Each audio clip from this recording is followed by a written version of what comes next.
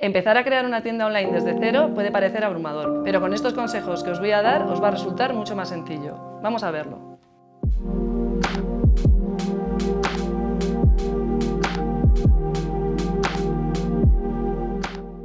Esta es mi tienda de Etsy, estos son mis productos y voy a pinchar en un móvil que es de mis productos más vendidos y mejor posicionados.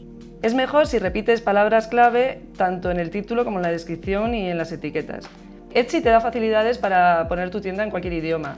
Aunque yo vendo mis productos desde España, tengo la tienda configurada en inglés y como idioma secundario el español. Esto lo hago porque el cliente potencial de Etsy es un cliente estadounidense y aunque las traducciones sean automáticas, pues a veces pueden fallar y prefiero hacerlas yo.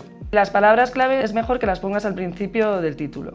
Luego, si vamos a la descripción, podéis ver que repito estas palabras clave, como que es un móvil para tu casa, para tu oficina, tal, toda la información que el cliente necesita para hacerse una idea de lo que va a comprar.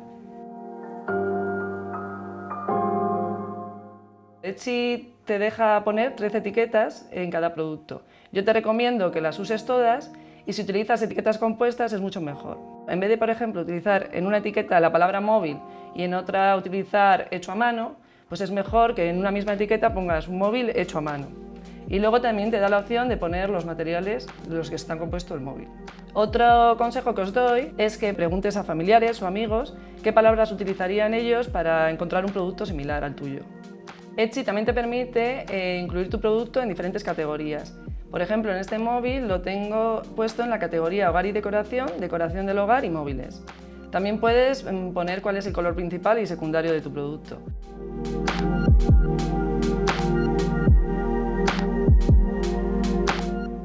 También para qué estancia consideramos que es más adecuado.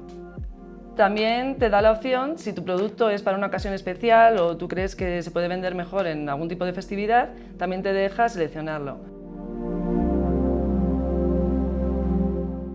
Pensad que las fotos de tu producto es como el escaparate y lo primero que ve el cliente. Etsy te deja subir varias fotos de cada producto, así que te aconsejo que las utilices todas y hagas fotos con fondos neutros, también fotos con atrezo, de algún detalle del producto, incluso del packaging. Etsy desde hace poco tiempo nos permite subir pequeños vídeos de nuestros productos. Como es algo nuevo, te animo a que lo hagas porque Etsy está posicionando mejor los productos que tienen pequeños vídeos. También te recomiendo que tu tienda no parezca demasiado vacía, que tengas un surtido amplio de productos. Etsy lo posiciona mucho mejor y además te permite salir en las primeras búsquedas de la plataforma. Si estás empezando y todavía no tienes muchos productos, te aconsejo que hagas variaciones de algún producto que se venda muy bien. Por ejemplo, variaciones de tamaño, de color, etc. Esto te permitirá que tu tienda esté más completa. Etsy posiciona mucho mejor las tiendas que cumplen los plazos de envío, así que cúmplelos. Otra cosa que Etsy penaliza es si cierras tu tienda durante un tiempo, ya sea por vacaciones o el motivo que consideres. Una cosa que yo suelo hacer y os doy como consejo, que cuando me marcho de vacaciones, en vez de cerrar la tienda, dejo un aviso en mi banner y en los emails que mando a los clientes en que su producto va a llegar con algún retraso y les especifico la fecha exacta. Y esto me lleva a las reviews, tener buenas valoraciones en tu tienda y tener una buena comunicación con tus clientes. Si tienen alguna duda o si no les ha llegado algún pedido, pues que contestes con rapidez y que el cliente quede satisfecho. Y además, Etsy valora mucho las buenas reseñas, tanto es así que aparecen en la página de inicio de las tiendas en forma de estrellas.